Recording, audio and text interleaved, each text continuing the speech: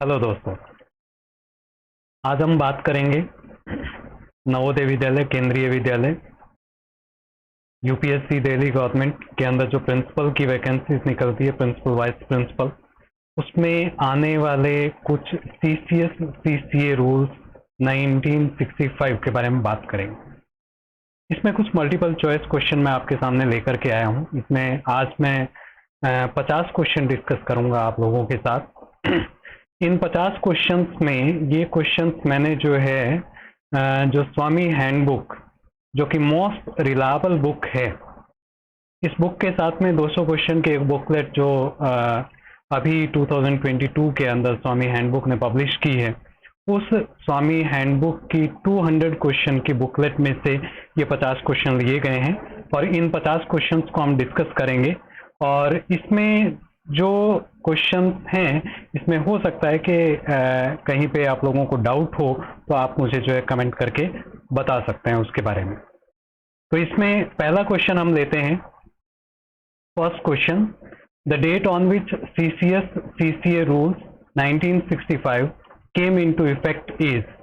इसमें 4 ऑप्शंस दिए हुए हैं। 1 जनवरी, 1 अप्रैल, 1 सितंबर, 1 दिसंबर। So CCS CCA rules 1965 came into effect is 1st December. The right answer is 1st December. दूसरा क्वेश्चन इसमें हम बात करते हैं। According to the definition of CCS CCA rules, who is defined as a government servant? CCS CCA rules के according किसको जो है गवर्नमेंट सर्वेंट डिफाइन किया गया है? देखिए, इसमें फर्स्ट है a member of a service who holds a civil post under the union who is temporarily placed at the disposal of the state government. दूसरा क्वेश्चन ऑप्शन है इसमें a member of service who holds a civil post under a state government who is temporarily placed at the disposal of the central government. तीसरा option है इसमें a person in service of a local और other authority temporarily placed at the disposal of the central government. और fifth option है इसमें all of the above. इसमें देखिए, पहला ऑप्शन जो दिया हुआ है, member of service who holds a civil post under the union who is temporarily placed at the disposal of the state government, disposal of the central government, second option. और third option, local और the other authority temporarily placed at the disposal of the central government, all of the above. तो इसका answer जो है वो रहेगा all of the above. ये सभी के सभी जो है गवर्नमेंट सर्वेंट माने जाते हैं सीसीएस सीसीए रूल के अकॉर्डिंग। तीसरा क्वेश्चन इसमें है, from the following CCS CCA rules 1965 is applicable to. Following में से किस पे जो है सीसीएस सीसीए रूल्स 1965 अप्लाई होता है? फर्स्ट इसमें member of all India services, दूसरा इसमें railway servant of Indian railway establishment, तीसरा इसमें civilian government servant working in the defence services, and fourth इसमें है extra department agent of postal department. तो इसका राइट आंसर है third, civilian government servant working in the defence services. चौथा question देखिए इसमें, fourth, central government civil post are classified into dash after implementation of 7th CPC. Central government civil posts are classified into, कितनी categories में classify किया गया है central government civil post को after implementation of 7th CPC? इसके अंदर first option है 3, second option 4, third option 5 और फोर्थ ऑप्शन 2। तो इसके अंदर राइट आंसर है 3। तो 3 कैटेगरीज में इसमें जो है डिवाइड किया गया है सिविल पोस्ट को, category A, B and C. Name the level to which a government servant belongs to if he was appointed to a central civil post carrying the grade pay of ₹4,600 in the scale of pay of 9,300 to 34,800 in payment to 4,600। अगर हम नवोदय की बात करें या teaching department की बात, education department की बात करें, तो उसमें जो है टीजीटी की पोस्ट जो है वो 4,600 के ग्रेड पे में रखी जाती है। तो इसके अंदर ऑप्शन हमें दिया हुआ है level 6, level 7, level 8 and level 9। तो इसके अंदर जो पोस्ट है जो ग्रेड पे ऑफ ₹4600 में जो आती है वो है आपका level 7। Right answer is level 7।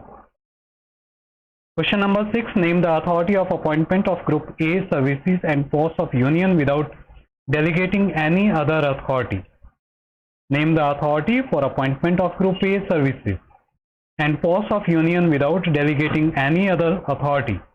इसमें है सबसे पहले गवर्नर, उसके बाद प्रेसिडेंट, उसके बाद वाइस प्रेसिडेंट और उसके बाद हेड ऑफ द डिपार्टमेंट। तो इसमें राइट आंसर है प्रेसिडेंट। इसके अंदर क्या है कि name the authority for appointment of group A, मतलब ग्रुप ए को अपॉइंट करने के लिए जो अथॉरिटी है उसका नाम हमने बताना है। And post of union without delegating any other authority, that is president. Next इसमें है name the authority of appointment to group B, C and D post of the union. B, C and D जो है वो appoint की जाती है किसके द्वारा? अपॉइंटिंग अथॉरिटी के द्वारा। इसमें first option vice president, governor, appointing authority, inquiry authority. तो इसमें राइट आंसर है appointing authority. B, C and D post जो है वो अपॉइंट की जाती है, उनके लिए अपॉइंटिंग अथॉरिटी है अपॉइंटिंग अथॉरिटी। तो right answer is C. Next है इसमें suspension of a government servant means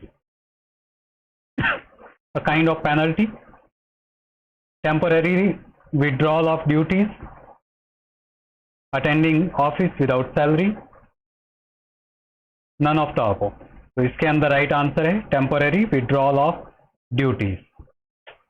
suspension जो है वो काइंड ऑफ पेनल्टी नहीं है, ये एक एम्प्लॉय को टेम्पररी विड्रॉ करना ड्यूटीज से या टेम्पररी ड्यूटीज से दूर करना। तो temporary withdrawal of duties is the right answer. Next is an appointing authority may not place a government servant under suspension। एक अपॉइंटिंग अथॉरिटी जो है वो गवर्नमेंट सर्वेंट को सस्पेंड नहीं कर सकता where a disciplinary proceeding against him is contemplated or pending। दूसरा, he has engaged himself in an activity prejudicial to the interest of the security of the state। नहीं। A case against the government servant in respect of any criminal offence is under trial। ये जो 3 point हमने पढ़े हैं, इन cases के अंदर एक appointing authority जो है गवर्नमेंट सर्वेंट को सस्पेंड कर सकती है। फोर्थ ऑप्शन जो है a government servant has disobeyed his superior authority. अगर गवर्नमेंट सर्वेंट अपनी सुपीरियर अथॉरिटी को डिसओबे करता है तो उस केस में अपॉइंटिंग अथॉरिटी गवर्नमेंट सर्वेंट को सस्पेंड नहीं कर सकती। may not place a government servant under suspension।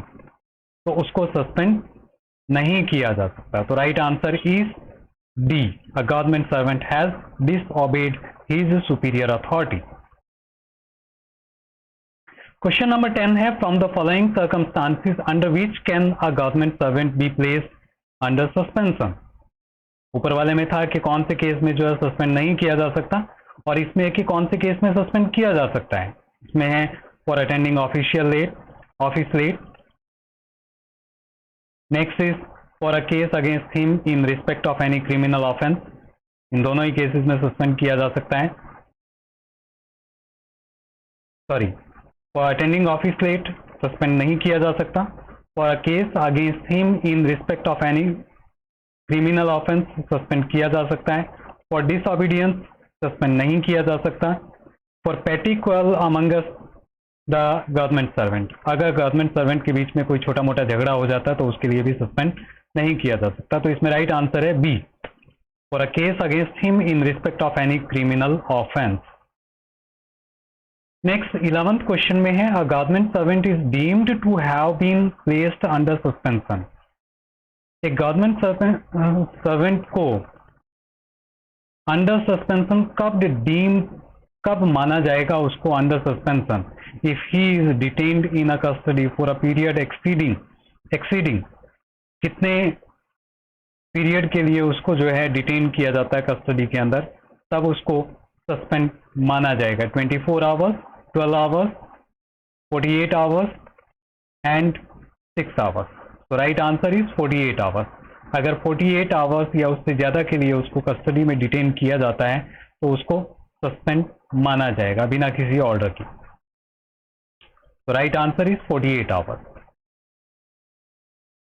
Next question is name the authority competent to place a government servant under suspension। competent authority कौन है एक गवर्नमेंट सर्वेंट को suspend करने के लिए? इसमें appointing of the disciplinary authority, second is inquiry authority, leave sanctioning authority and D option is subordinate authority of a competent servant। So right answer is appointing disciplinary authority. A is the right answer. Question number 13. A government servant shall be deemed to have been placed under suspension. A government servant shall be deemed to have been placed under suspension. एक government servant को suspend कब माना जाएगा?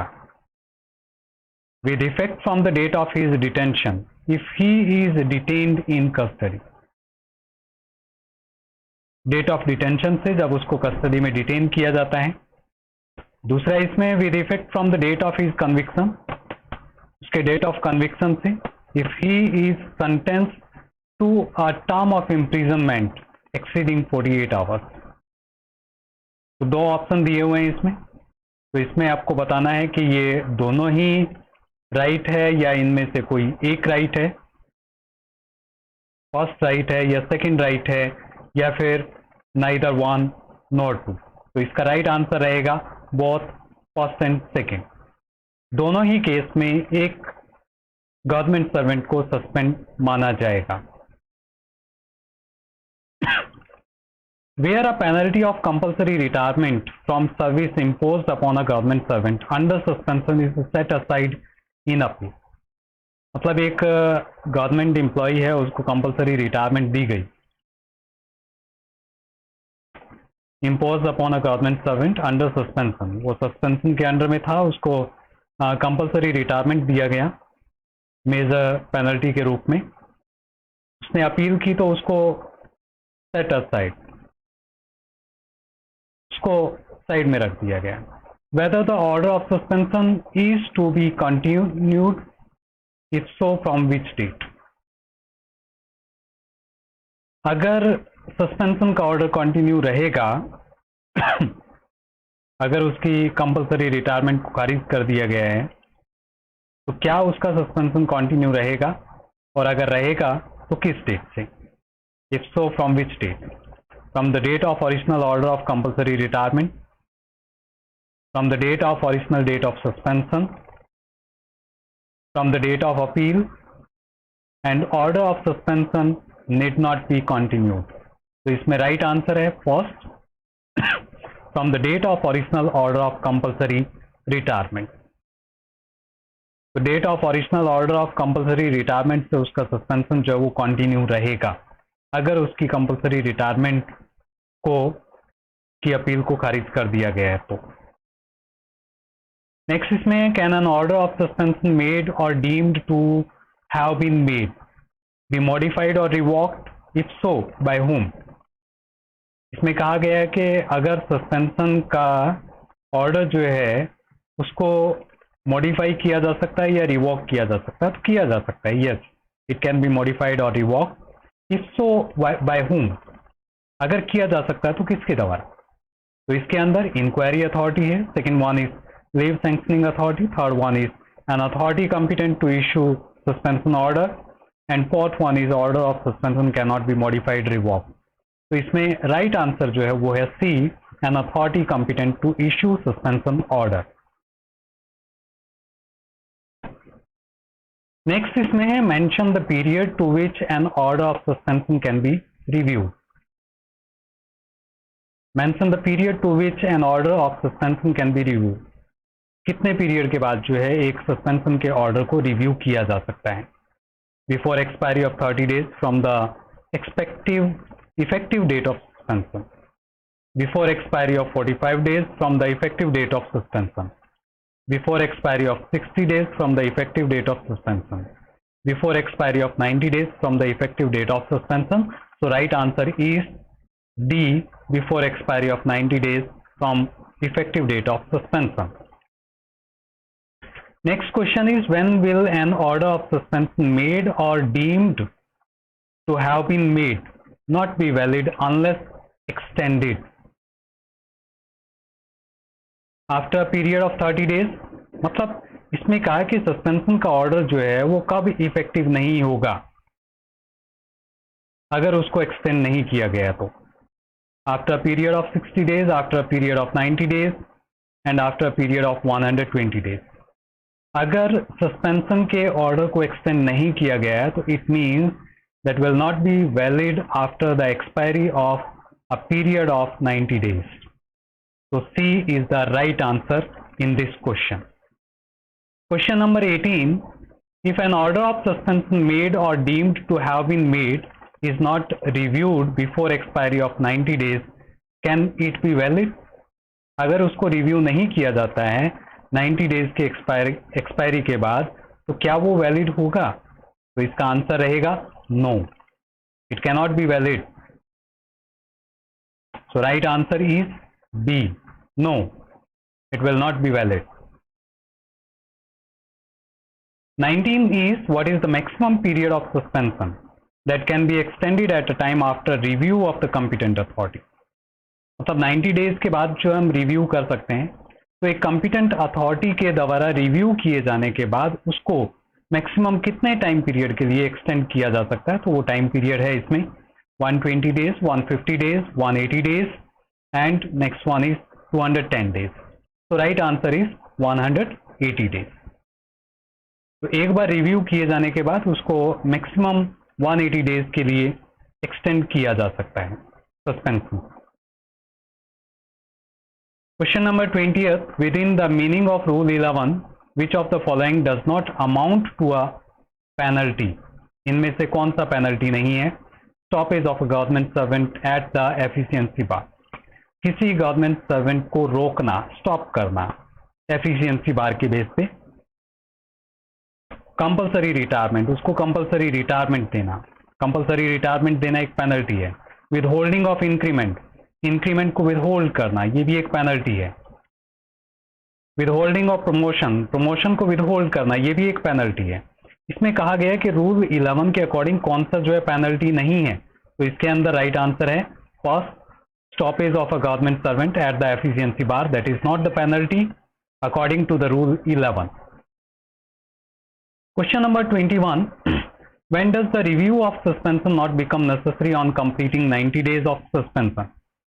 मतलब 90 days के बाद भी suspension का रिव्यू होना जरूरी नहीं होता.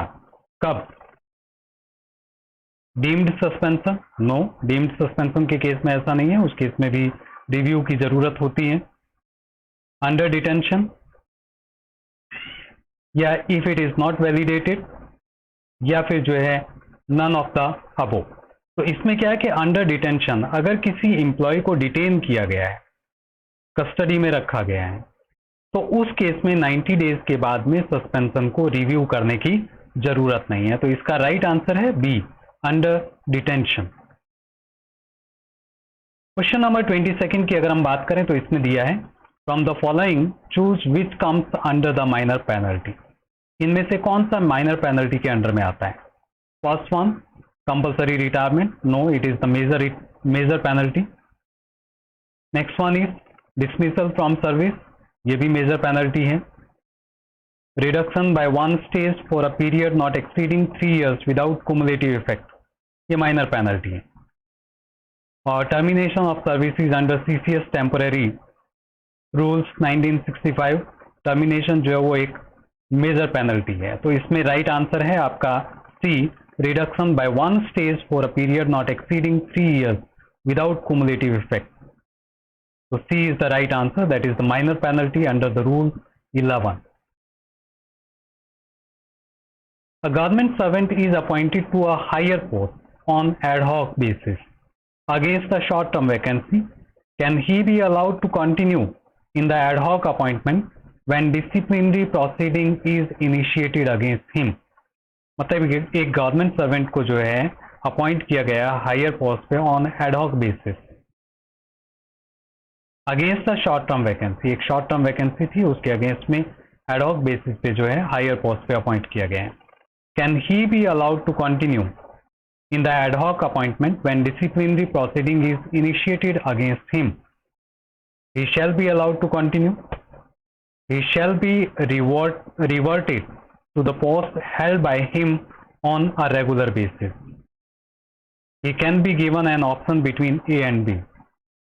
And last one is none of the above. तो इसमें राइट आंसर है आपका B. He shall be reverted to the post held by him on a regular basis.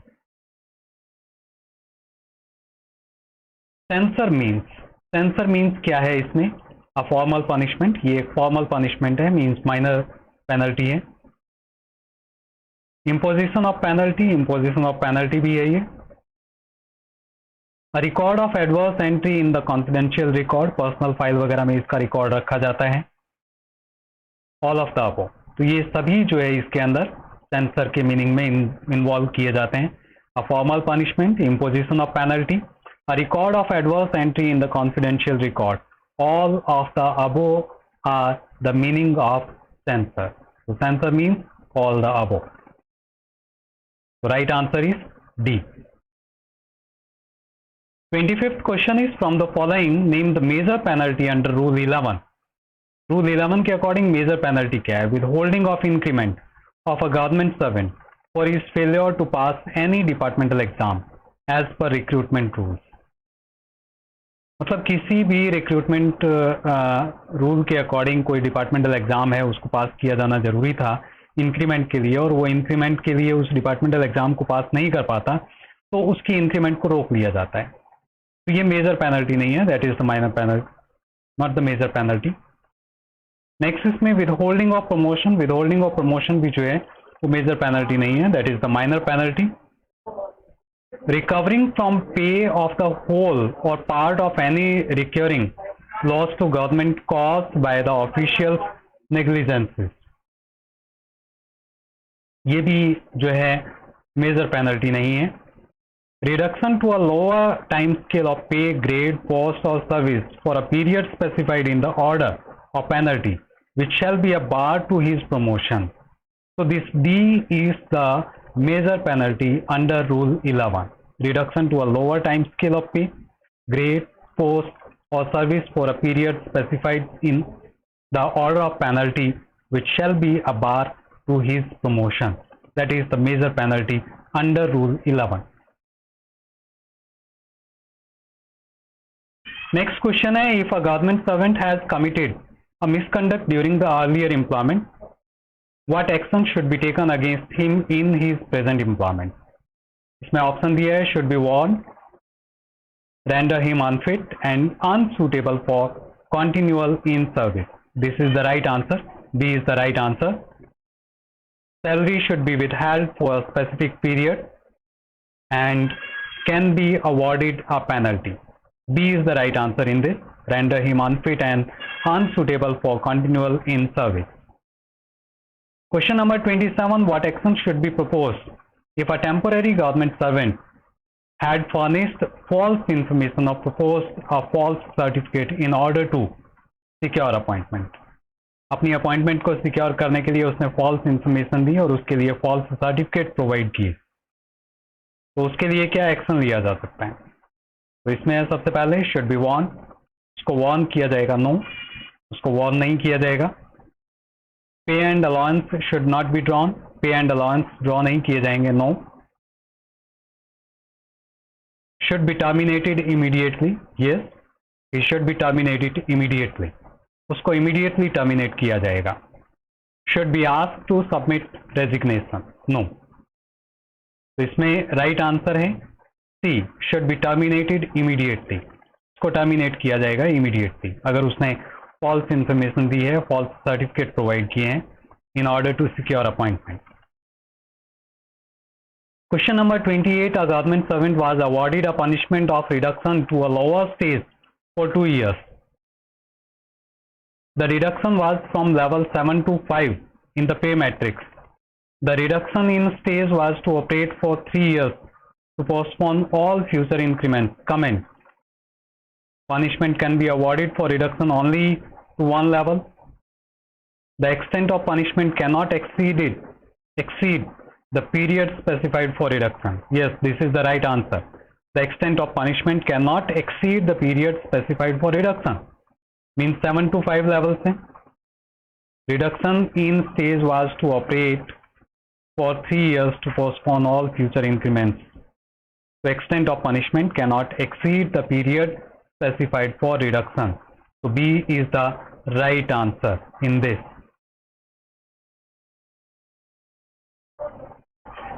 Question number 29. The disciplinary authority had initiated departmental proceedings against the government servant, and after conclusion of disciplinary proceeding, he decided not to award any penalty. What is the minimum penalty that can be awarded to a government servant? मतलब इसमें कहा है कि disciplinary authority had initiated departmental proceeding against the government servant. एक government servant के case में जो है डिपार्टमेंटल प्रोसीडिंग जो है इनिशिएट की गई, and after conclusion of disciplinary proceeding he decided not to award any penalty. ये डिसाइड किया गया कि उसको कोई पेनल्टी नहीं दी जानी है. What is the minimum penalty, कम से कम penalty that can be awarded to a government servant, उसको जो अवॉर्ड की जा सकती है वो क्या है? वो क्या है? इसमें ऑरल वार्निंग नहीं, रिटन वार्निंग नहीं, sensor, close the disciplinary proceeding. तो इसमें सेंसर जो है वो एक मिनिमम पेनल्टी है जो उसको अवॉर्ड की जाएगी. Minimum penalty is sensor. मतलब इसके अंदर इस क्वेश्चन में एक और लास्ट ऑप्शन दिया था, close the disciplinary proceeding. Disciplinary proceeding तो क्लोज होगा ही होगा, लेकिन इसमें जो क्वेश्चन किया गया है वो किया गया है कि मिनिमम पेनल्टी क्या दी जाएगी. तो मिनिमम पेनल्टी जो है सेंसर. सेंसर जो है वो सबसे कम पेनल्टी है. पेनल्टी के अंदर सबसे पहले नंबर पे आता है माइनर पेनल्टीज में. तो censure is the minimum penalty. Under which of the following circumstances the leave sanctioning authority can not mark the day as dies non. मतलब जो लीव सैंक्शनिंग अथॉरिटी है वो किन सर्कमस्टांसेस के अंदर, फॉलोइंग में से किस सर्कमस्टांसेस के अंदर जो है mark the day as dies non. इसमें पहला दिया हुआ है when an official remains absent from duty without prior information. अगर विदाउट प्रायर इंफॉर्मेशन अगर कोई एम्प्लॉय जो है या कोई ऑफिशियल जो है एब्सेंट रहता है तो उसको डाइस नॉन किया जा सकता है. When an official comes late and works throughout the day during the office hour. Late आता है और थ्रू आउट द डे जो है वो काम करता है ऑफिस आवर्स में, तो उसको जो है डाइस नॉन नहीं किया जा सकता. When on duty in office, the official leaves the office without proper permission. Duty time में अगर कोई ऑफिशियल जो है ऑफिस को बिना किसी प्रॉपर परमिशन के लीव कर जाता है तो उसके इसमें डाइस नॉन किया जा सकता है उसको. और when an official remains in office but refuses to perform duty assigned to him, अगर उसको कोई ड्यूटी असाइन की गई है और उसको परफॉर्म करने से रिफ्यूज करता है तो उसको डाइस नॉन किया जा सकता है. तो इसमें जो राइट आंसर है कि डाइस नॉन कब नहीं किया जा सकता, when an official comes late and works throughout the day during the office hours. तो इस केस में उसको डाइस नॉन नहीं किया जा सकता, बाकी 3 केसेस के अंदर उसको डाइस नॉन किया जा सकता है. A government servant was awarded with penalty of withholding of 1 increment by issue of punishment order dated 1st November. Indicate the date from which the penalty takes effect from. किस date से उसका increment जो withhold होगा? 1 नवंबर से, 1 अक्टूबर से, 1 जनवरी से, 1 जुलाई से. मतलब कि जिस डेट को उसको पनिशमेंट दी गई है 1 नवंबर को, तो 1 नवंबर के बाद जो है जो इंक्रीमेंट लगता है 1 जुलाई को, तो 1 जुलाई से जो है उसको पेनल्टी जो है वो टेक्स इफेक्ट फ्रॉम 1 जुलाई. विदहोल्डिंग ऑफ 1 इंक्रीमेंट है तो जैसे ही पनिशमेंट ऑर्डर पास किया तो उस पनिशमेंट ऑर्डर पास करने के बाद जो 1 जुलाई को उसकी फर्स्ट इंक्रीमेंट आएगी वो इंक्रीमेंट उसकी रोक दी जाएगी, विद होल्ड कर दी जाएगी। तो आंसर इज 1 जुलाई। नेक्स्ट है, is there any provision for imposition at a time for any one misconduct under CCS CCA rule? इसमें दिया है no. Is there any provision for imposition at a time for any one misconduct under CCS CCA rule? No, yes, only one, no limit. तो इसके अंदर answer रहेगा yes. ये provision है impose करने का eight a time for any one misconduct under CCS CCA rule. CCS CCA rule के under में अगर कोई मिसकंडक्ट की जाती है किसी एम्प्लॉय के द्वारा तो इसमें प्रोविजन है इम्पोज करने का। A disciplinary authority impose the penalty withholding of next increment for a period of 3 years। 3 साल के लिए जो है उसकी इंक्रीमेंट को विदहोल्ड किया जाना है on mister x wide punishment order dated 1 जून 2013। 1 अगस्त 2013 को एक ऑर्डर पास किया गया कि उसकी जो इंक्रीमेंट है वो 3 साल के लिए रोक दी जाए। Specify the number of increment to be withhold. तो उसमें कितने इंक्रीमेंट जो उसकी विदहेल्ड की जाएगी वो बताना है। तो 1 जून को ऑर्डर दिया गया है तो इसका मतलब 1 जुलाई को फर्स्ट इंक्रीमेंट आने वाली है तो एक तो वो रुक जाएगी। अब 1 जुलाई को बाय डिफॉल्ट उसकी फर्स्ट इंक्रीमेंट आ गई, बाय बैड लक आप कह सकते हैं कि 1 जुलाई को उसकी फर्स्ट इंक्रीमेंट आ गई तो 1 जुलाई को फर्स्ट इंक्रीमेंट उसकी रुक जाएगी। उसके बाद 3 साल तक, अगला साल 2014 में 2014 की उसकी एक इंक्रीमेंट, 2015 की एक उसकी इंक्रीमेंट और 2016 पूरा कंप्लीट ईयर माना जाएगा तो 2016 की भी एक इंक्रीमेंट। तो 2013 की, 14 की, 15 की और 16 की, तो इसमें 4 इंक्रीमेंट हो गई। तो इसमें 1, 2, 3 एंड 4। तो राइट आंसर इसमें रहेगा 4 इंक्रीमेंट। मतलब जुलाई 2013, उसके बाद जुलाई 2014, जुलाई 2015 और उसके बाद 2016 तक जाएगा ये, क्योंकि तीसरा साल तो 2016 में कंप्लीट होगा तो 2016 कंप्लीट माना जाएगा। ठीक है, तो जुलाई 2016 का इंक्रीमेंट भी उसका विदहेल्ड किया जाएगा। तो 4 इंक्रीमेंट जो है उसके रोक दिए जाएंगे। नेक्स्ट इसमें है, a government servant who faced departmental proceeding was allowed to appear in departmental examination and has passed the examination also, can he be promoted? देखिए उसको प्रमोट किया जाएगा लेकिन उसके लिए कुछ कंडीशन है। इसमें ऑप्शन दिया है यस, नो। तीसरा ऑप्शन है yes after he is completely exonerated. इसमें ऑप्शन सी राइट है, हाँ उसको प्रमोट किया जाएगा लेकिन जब उसको कंप्लीटली एग्जनरेट कर दिया जाएगा तब, मीन्स उसको बाइज्जत बरी कर दिया जाएगा सभी केसेस से, तब उसको प्रमोट किया जाएगा। उसको एग्जाम में अपीयर करने की परमिशन है, एग्जाम पास कर दिया उसने, लेकिन उसको प्रमोट तब किया जाएगा जब वो सारी प्रोसीडिंग जो डिपार्टमेंटल प्रोसीडिंग है उन सभी प्रोसीडिंग से कंप्लीटली एग्जनरेट कर दिया जाएगा। तो C is the right answer. Next question is, whether the President of India is empowered to impose penalties on a government servant under Rule 11 of CCS CCA rules। देखिए president जो है empowered है या नहीं है to impose penalties on a government servant under Rule 11 of CCS CCA rules। जितनी भी penalties है वो रूल 11 के अंडर आती है। ठीक है, जो मेजर पेनल्टीज है वो रूल 14 के अंडर आती है, जो माइनर पेनल्टीज है वो रूल 16 के अंडर आती है। तो जितनी भी पेनल्टीज है major minor penalties these comes under rule 11। तो इसमें only major penalties no, B is no, no, yes any of the penalties and D is only minor penalties.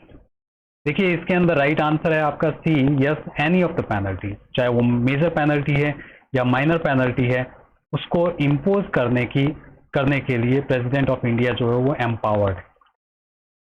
तो right answer is C, yes any of the penalty. उसके बाद हम बात करते हैं question number 36 की, from the following which are the powers that cannot be exercised by an officer who is appointed to perform the current duties of an appointment. Which are the powers that cannot be exercised?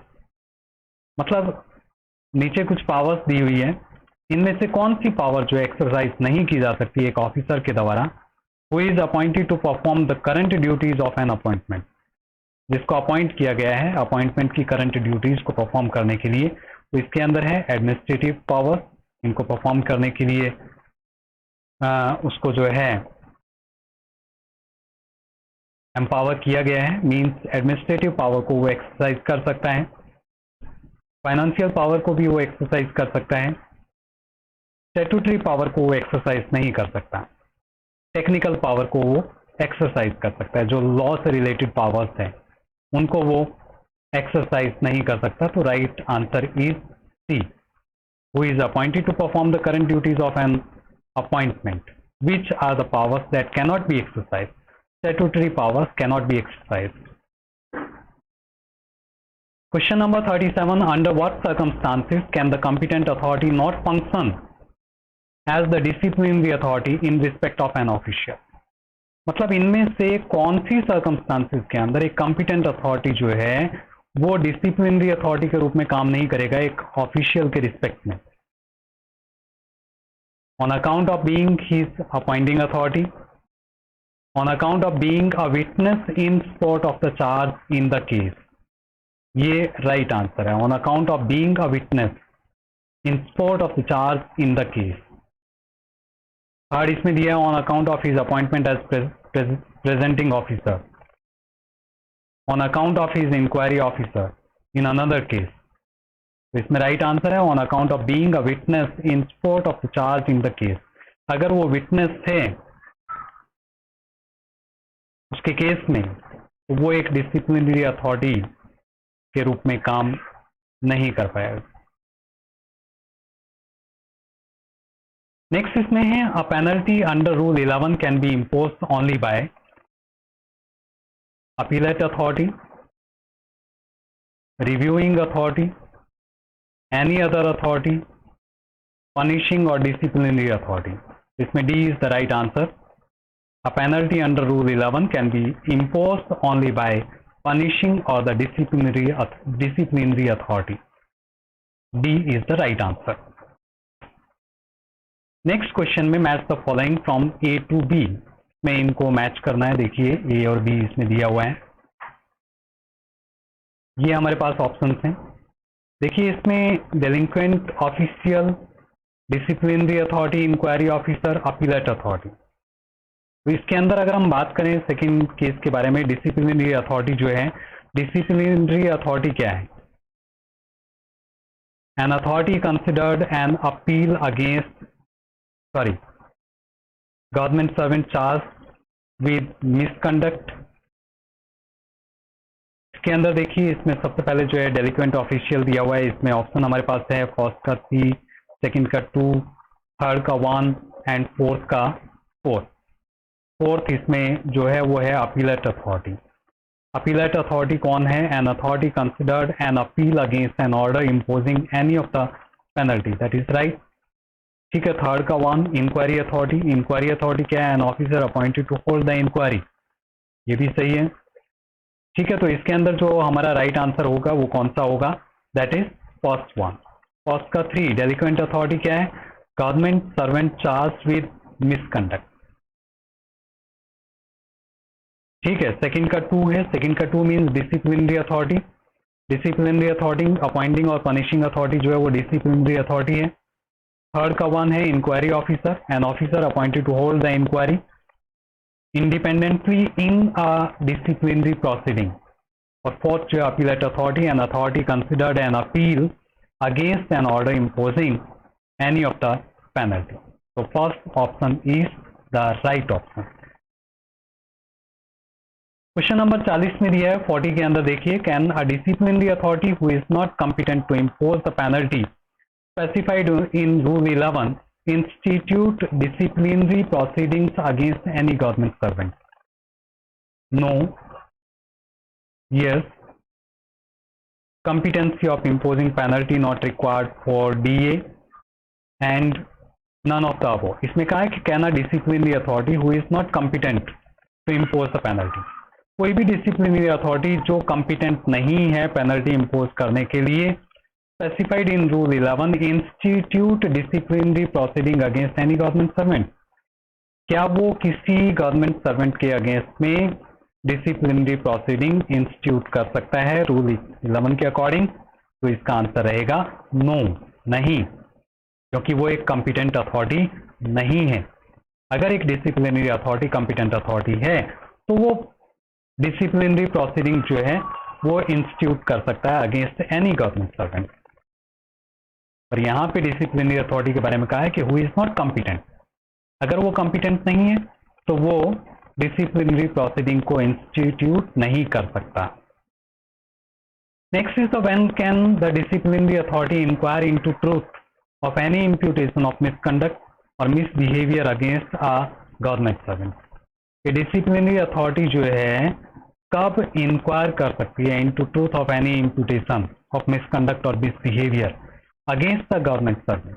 देखिए इसमें first option, when there is a ground establish, जब कोई ground establish किया गया तभी तो किसी misconduct या मिसबिहेवियर के अगेंस्ट में जो है वो इंक्वायरी करेगा।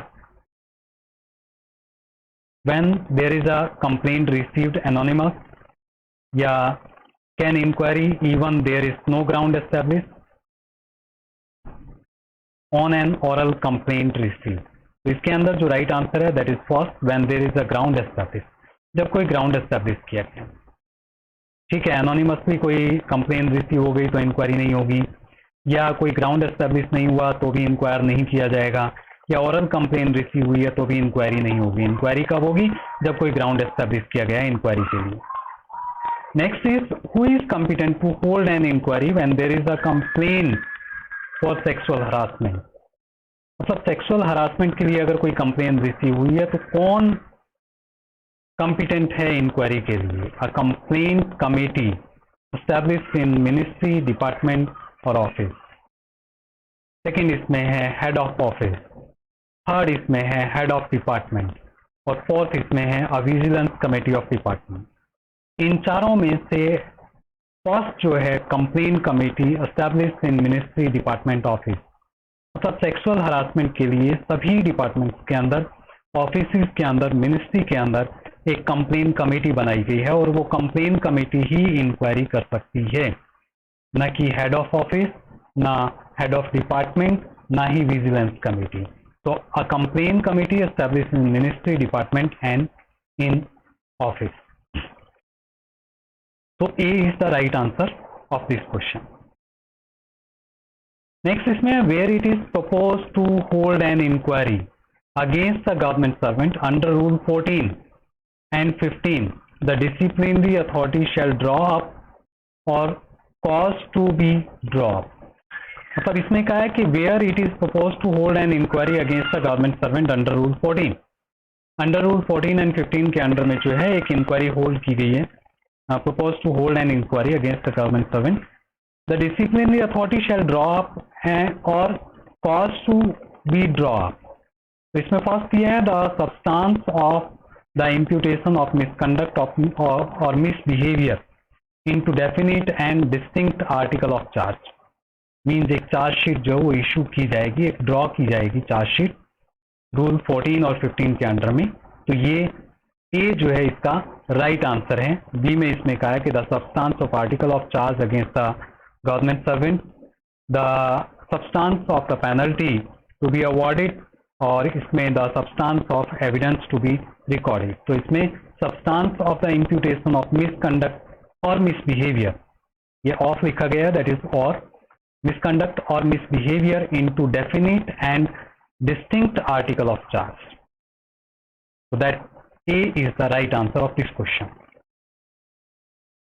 Next is, under which rule the disciplinary authority shall act after recording its findings on each charge, taking such evidence as it may think fit? Rule 14, Rule 15, Rule 11 and Rule 13. So right answer is Rule 15.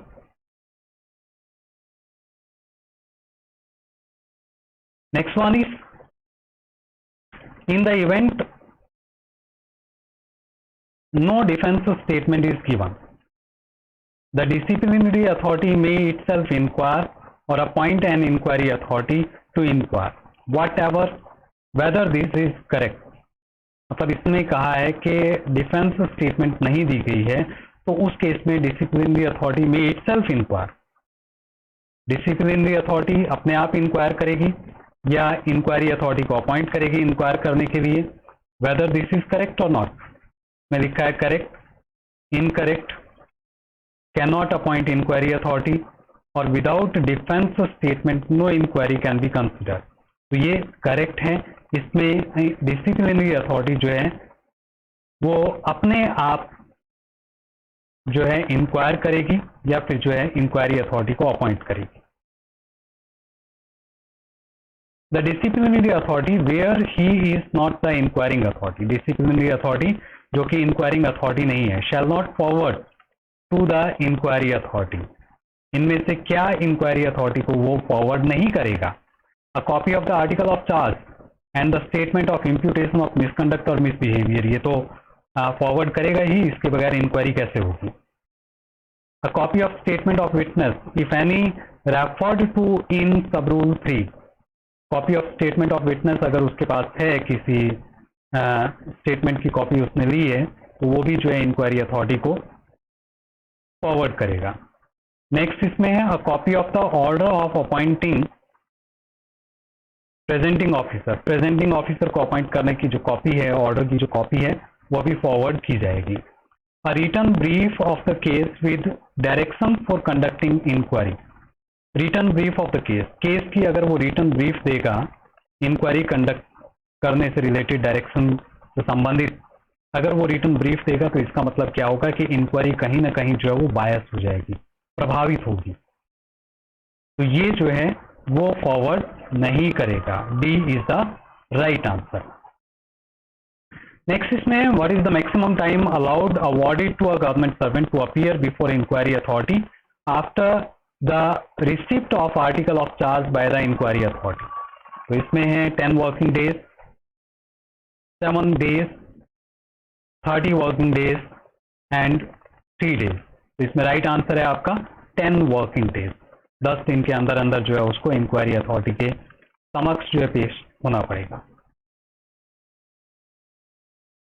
Next question है इसमें 48, if the presenting officer appointed is not a legal practitioner, मतलब presenting officer जो appoint किया गया अगर वो legal practitioner नहीं है, then can the government servant engage a legal practitioner as defence assistant.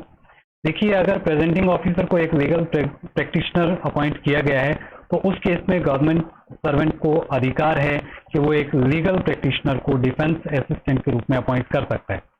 लेकिन अगर प्रेजेंटिंग ऑफिसर लीगल प्रैक्टिशनर नहीं है तो उस केस में गवर्नमेंट सर्वेंट जो है लीगल प्रैक्टिशनर को एक डिफेंस असिस्टेंट एंगेज नहीं कर सकता। इसके अंदर ऑप्शन रहेगा no, right answer is no. 49th question में how many cases can be pending with a government servant who is acting as defence assistant to the government servant under charge. मतलब एक defence assistant to the government servant under charge, how many cases can be pending with the government servant who is acting as a defence assistant. जो government servant एक defence assistant के रूप में काम कर रहा है,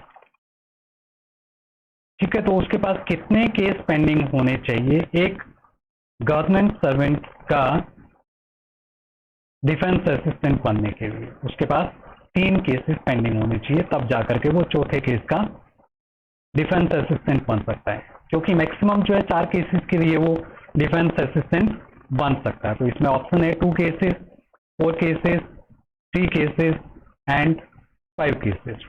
राइट आंसर इसके अंदर रहेगा 3 केसेस। मतलब 3 केसेस पेंडिंग हो तो वो चौथे केस के लिए डिफेंस असिस्टेंट बन सकता है। अगर 4 केसेस पेंडिंग है तो वो किसी अगले उसके लिए डिफेंस असिस्टेंट नहीं बन सकता। तो 3 केस पेंडिंग है तो चौथे के लिए बन सकता है, तो मैक्सिमम 4 केस उसके पास हो सकते हैं। What is the time limit for furnishing the copies of documents to the government servant on his application before the commencement of the examination of witness? मतलब इसमें कहा है कि time limit for furnishing the copies of document to the government servant on his application. जैसे वो अपने department को application देता है कि उसको डॉक्यूमेंट की कॉपी चाहिए, ठीक है, एक विटनेस के रूप में डॉक्यूमेंट की कॉपी चाहिए, तो उनको कितने दिन के अंदर फर्निश किया जा सकता है ऑफिस के द्वारा गवर्नमेंट सर्वेंट को? तो गवर्नमेंट सर्वेंट को जो है वो कितने दिन में फर्निश करेगा? इसमें ऑप्शन है 3 days, 5 days, 10 working days and last option is no time limit. तो इसमें राइट ऑप्शन है फर्स्ट 3 days। तो 3 दिन के अंदर जो है गवर्नमेंट सर्वेंट को वो डॉक्यूमेंट की कॉपी जो है वो फर्निश करनी पड़ेगी या उसको अवेलेबल करवानी पड़ेगी before the commencement of examination of witness. Witness की एग्जामिनेशन के कमेंसमेंट से 3 दिन पहले, एप्लीकेशन देने के अंदर 3 दिन के अंदर अंदर उसको जो है वो कॉपीज देनी पड़ेगी। तो ये 50 क्वेश्चन आज हमने डिस्कस किए। ये स्वामी हैंडबुक के साथ जो 200 क्वेश्चन की एक बुकलेट आती है उस बुकलेट में से 50 क्वेश्चन मैंने लिए हैं। तो इन 50 क्वेश्चन के साथ ये CCS CCA रूल आज हमने डिस्कस किए। इनमें अगर आपको किसी तरह का कोई डाउट हो तो आप मुझे कमेंट करके बता सकते हैं, या आपको ये वीडियो कैसी लगी उसके बारे में भी कमेंट करके आप मुझे बता सकते हैं। तो आज की वीडियो में हम इतने ही क्वेश्चन करेंगे, बाकी के जो 150 क्वेश्चन है वो नेक्स्ट वीडियोस के अंदर हम डिस्कस करेंगे। Thank you very much.